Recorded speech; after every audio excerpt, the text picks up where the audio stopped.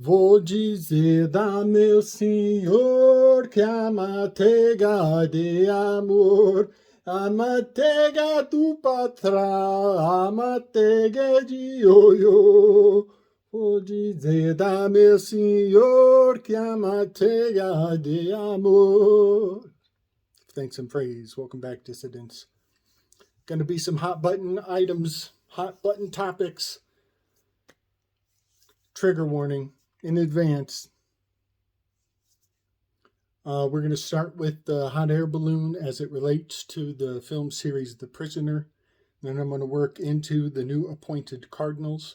And then we're going to talk about victim mentality, which is really a mania for martyrdom.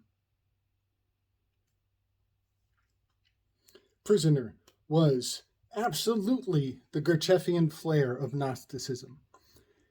And I want to really provoke everyone about Gnosticism. I'm going to provoke everyone about Gnosticism.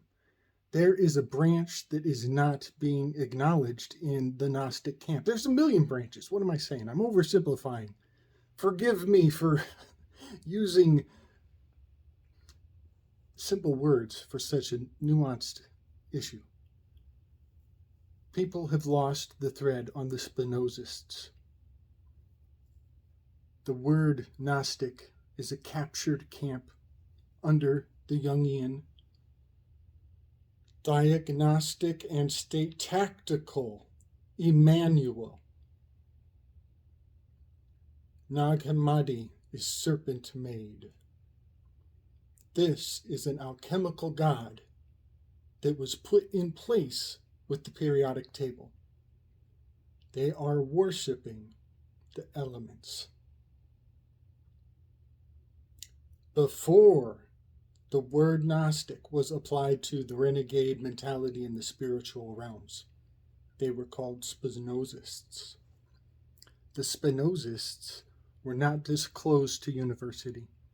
Many people went all the way through university and they find the Spinoza guy. Where was he? Breakaway civilization, that's where. Spinoza is up and running. And he is off the radar, y'all. He is off the radar. I agree profoundly with everything he lays out. But I find him a little symbolically parched. However, his dominion is geometry. He is moonwalking in the realm of Urania with me all the time. And I just ignore him like he's some crazy neighbor.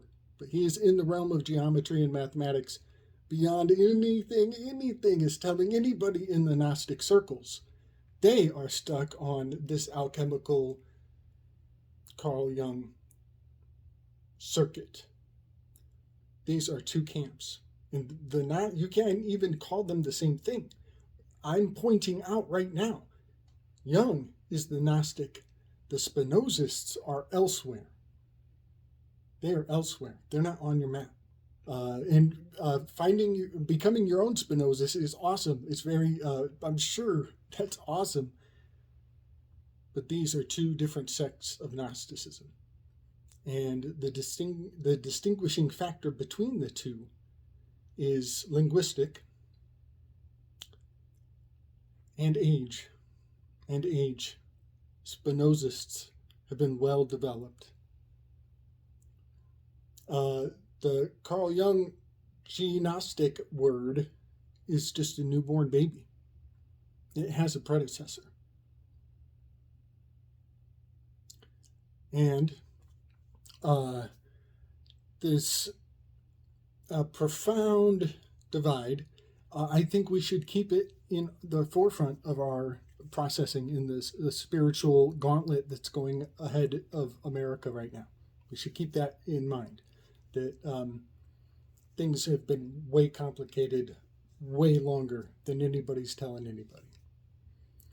I want to talk about that martyrdom and the victim mentality that is generally accused to be laid in the lap of the Gnostics. Carl Gustav Jung is an anagram for the conjurer. Carl G. Jung. is an anagram for conjuring. And his ring, his Agathodamon ring, is a very sacred artifact.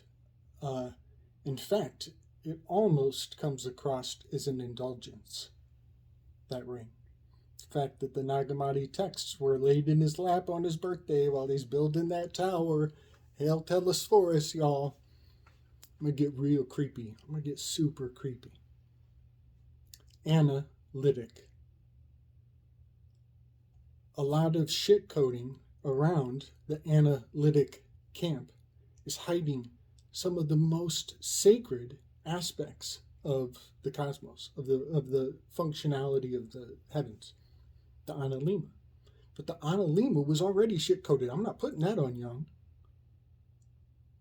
Dante's Inferno put usury and sodomites at the bottom level, level 9, the very bottom level of hell. Usury and sodomites. And that flares everybody up in a fascinating way. In fact, anger, the need for the desire for a higher standard flares up when people, usury and sodomites, something's twisted. Machiavelli was twisted, y'all. I don't think we can even twist ourselves enough to get our head around how twisted some of those authors were. But hiding usury and associating it with the anus is a super ancient darkness. It's a super ancient darkness. People talk about the city of Sodom getting struck by the Lord, and that means he doesn't like gay people. Nope, they did. Maybe they didn't read that right. Maybe they didn't read that right. Maybe he prefers them as a sacrifice because they're virgins. Ain't that fucked up? Ain't that fucked up? All right. I'm triggering. Be careful. I'm triggering. I'm demanding a higher standard. Be careful. I might say a bad word. Analytic and the whole shit coding spell, it's the Pope. It goes to the Pope. This is the Popery. And the Pupus constellation is directly underneath. It's the poop deck of the ship of Theseus that is the Argo that is broken up. And it is directly underneath the Monosaurus is a unicorn constellation. And in between the Pupus and the unicorn, these are all hailed in heraldry still. Between them is a very contentious location. It is the printing press. There's a printing press in the heavens. Ladies and gentlemen, there's a printing press in the heavens. And it's captured by heraldry. Monosaurus is generally in chains because it's not far from the lunar standstill, the north node. Okay. It's also correspondent to Andromeda. Let me bring up the map. In the time of year, everybody can see Andromeda is up here. And she doesn't look like she's occupying much space, but when you sprawl her out with her entire Pegasus representation, she actually goes from the winter solstice all the way past the spring. Here's Pisces, here's Aries. It's all the way into Aries is her dominion, Pegasus and Andromeda. So Andromeda is the captured hostage of the zodiac. And at 180 degrees is where the lunar calendar kicks off. So the moon card is holding, cut across. You have to use your fisheye lens. You get it? The moon card is the mount. The sacrificial virgin is mounted on. That is what people would call the two towers. So here's Andromeda, and her 180 relationship holds the equinox line. Down here is where Pegasus starts, but it expands and goes all the way to where Andromeda is located. So you see Pegasus is here. You see Andromeda is up here. So the hostage is holding a huge section of the winter months. And the 180 line from her head is also where the lunar calendar begins. So these are the keystones of what the hostage means. And I'm here to tell everybody we don't venerate our messengers unless they have occupied the archetype of the hostage. Homer was a hostage. Jesus was a hostage. Daniel was a hostage. We are told that only the scribes were literate. And so everyone who has ever written archetypally down to us was enchained, was in the victim mentality. So the prison planet spell is embedded into the spirit of literacy at large. And everybody puts it on the Gnostics, like they thought of it first. Like the Cathars were the first ones to be like, you know what, this body might not be serving me. And maybe some of the things we do in our community needs to break away. So spiritually, I want everybody just to forgive your own victim moment, and just know that all of the psychopomps of the myths and the epics have always been enchained. The word beetles, it's a dung beetle. There's the anal again. There's the poop. There's the poop of the Pope. Now this shit coding, it is rooted in our physiology. Okay, so when the word poop would kind of get giggly, or anal fixation, or whatever, Freud's anal,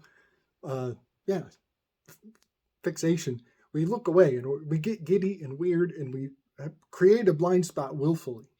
Okay, the Kepler beetle, the dung beetle, was rolling his poop up from the beginning. The printing press, the poopist constellation, and Andromeda being always the inspired victim who tells the story. It wouldn't be a good story if they didn't overcome all the conceivable suffering to bring it to you. That way you value the message more. When I worked at Whole Foods, I used to tell people all the crazy stories about their food, and it made the food taste better. The story of where it came from made it taste better. All right. The victim mentality comes from the hostage as our psychopomp, all the way back to the Kepler beetle. Oh, I forgot about the Kepler beetle. The word beetle in Latin is scarabajo, means the face to the ground. So victim mentality, and the scarabs, the scribes, have their face to the ground. They're very busy reading, and they have their face in their books, so they're nearsighted. So they're only feeling their way through the world and pushing that poop around. I just wanted to bring all of the threads of consistency from the grossest shadows of Dante's Inferno, and how usury and the anal puppetry of the human spiritual expression is raw. It's freaking raw. And a lot of people go tiptoeing through the tulips. They get recoil when I drop my first F-bomb. You can't pay for thick skin. You can't pay for thick skin. You got to earn it. I'm happy to be your bullet man. All right. The prisoner had the hot air balloon, keeping everybody in check. What's her name? Karina Jean-Pierre. Her name is John, the head of the Baptist. Even the head of the Baptist that was harvested by Herod is a victim.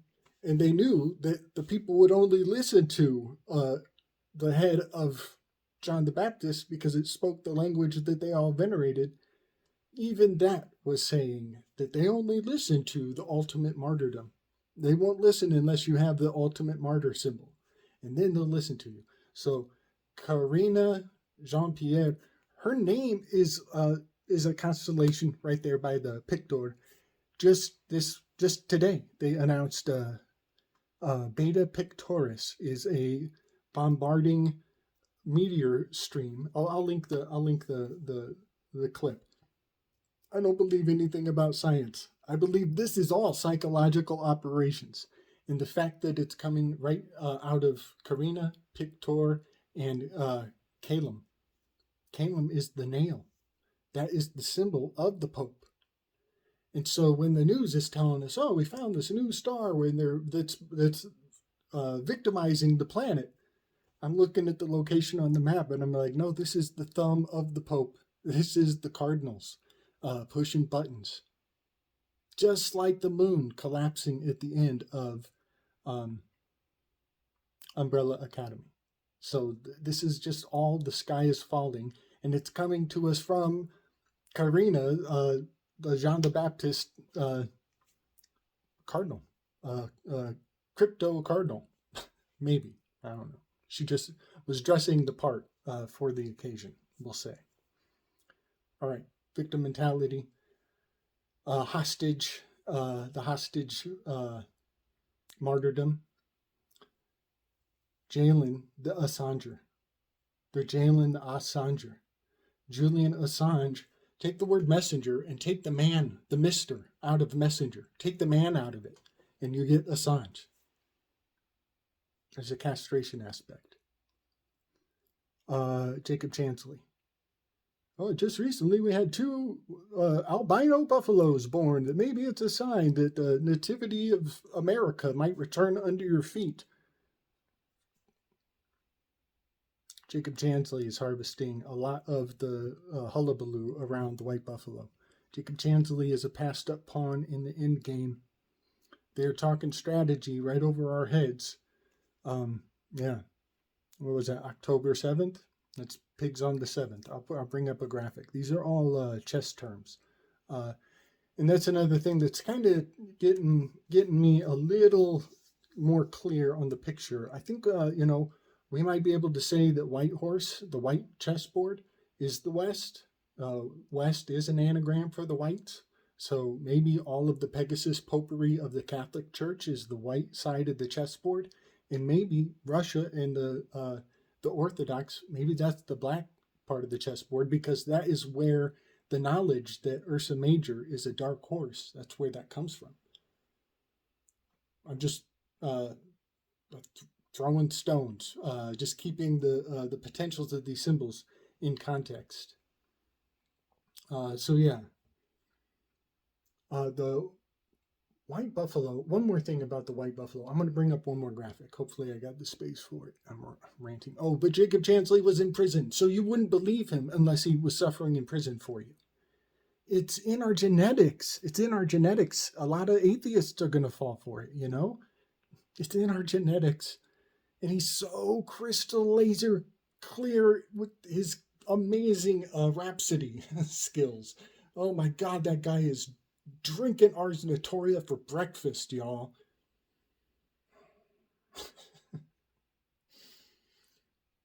Buffalo? Really? Buffalo? He's a buff fellow? He's a buffed fellow? This is Balhemon. This is all Balhemon. This is the shiny gleam that's glistening off of the Corona Borealis. All right. I should shut up. I'm getting dangerous nowadays, y'all. I'm getting dangerous. All right. Give thanks and praise. Forget this prison planet stuff, y'all. Forget this prison planet stuff. That is so